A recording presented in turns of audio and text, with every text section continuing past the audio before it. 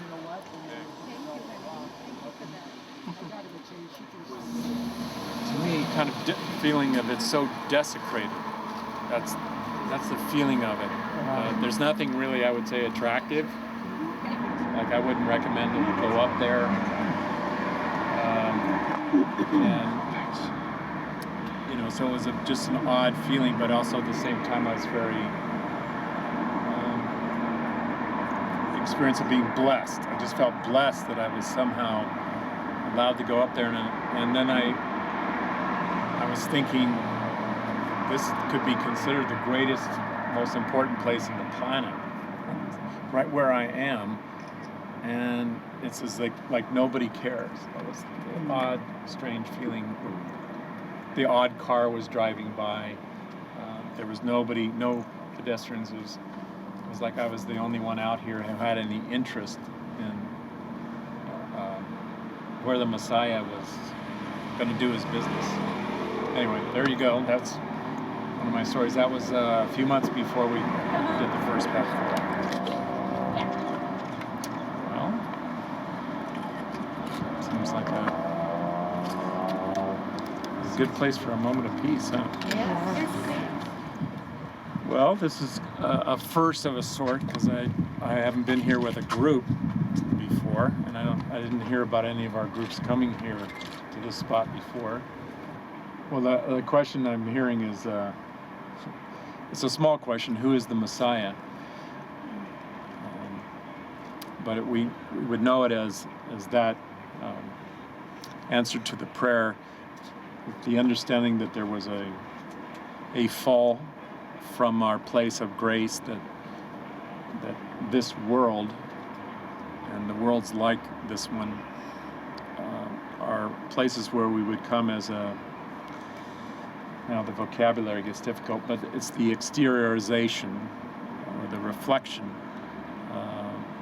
upon our divine nature, so that it's like we have to be outside of our divine nature in order to see it as something other than the oneness of what it is. So that there was a consciousness that wanted to see itself, but the way to see itself, it would have to exteriorize, and the way that was done as an illusion, to come into something of an illusion of like a reflection. And in the Genesis, it talks about that man is made in God's image, and to me, those are words that speak to that we're in the image, we're not in the source. So what's in this world is in the image, the reflection, not in the source. And that the Messiah has the keys to the source, so that it's allowed to enter into the illusion with the consciousness of knowing source, knowing God, and being able to make that available. In the traditions of the mystery schools, then it was done for those who were ready, those who were called forward individually.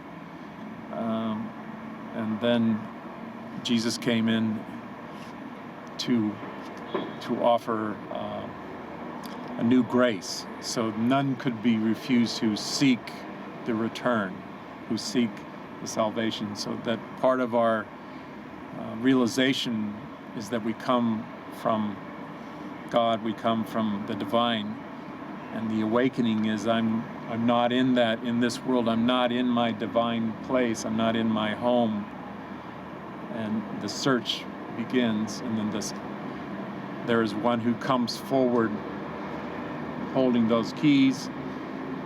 Then all who seek can find, all who knock, the door is opened. So here we are knocking on the door, then it be opened, and I do consider that what we see as material things are not what would stand in the way of us in connecting to our divine source and to the Christ, so that the Christ stands with us, breathes with us as we are here, and in all the consciousness of soul, that there are none who are refused when we have the wit, when we wake up, or that we're in the presence of someone who's demonstrating that consciousness. So then we are those who have been anointed through the initiation, through the ordination, through our own awakening, to be demonstrations that it's here. The kingdom is here, so it's at hand, it's in reach. So if someone can say that, then in some way, I'm with you, brother. I'm here. You're saved. You don't need to keep searching. It's in your heart. Just find the love in your heart. And if there's something that suppresses or oppresses your heart from wherever that's come or whatever that is, that we have the willingness to release that. That blessing is here, that let's consider that we stand with the Messiah in this place right now. So the Messiah is coming and going. We love Jerusalem. We pray for the peace of Jerusalem.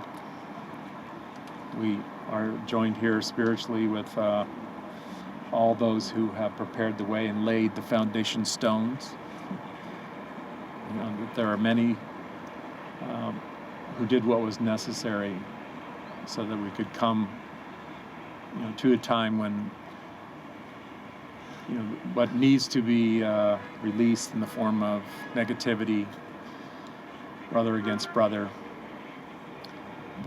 that we're part of that message, that we're here in peace, and we're amongst our people and the people of the Lord, that the Lord loves all these people.